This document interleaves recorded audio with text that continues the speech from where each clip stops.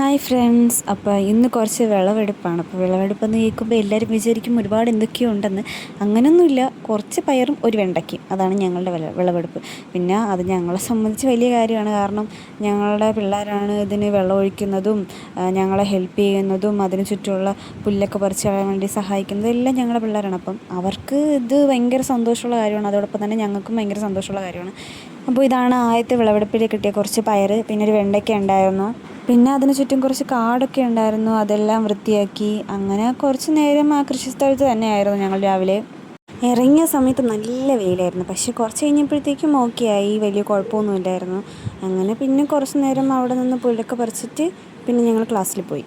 അപ്പോൾ ഇനിയും ഇതുപോലുള്ള കുഞ്ഞു കുഞ്ഞു വീഡിയോസുകളൊക്കെ ഞാൻ പരമാവധി എന്നും അപ്ലോഡ് ചെയ്യാൻ വേണ്ടി ശ്രമിക്കും. സോ വീഡിയോസൊക്കെ ഇഷ്ടപ്പെടുന്നുണ്ടെങ്കിൽ please like, share, comment and support. ഇനിയും നല്ല വീഡിയോസായിട്ട് വരുന്നതായിരിക്കും.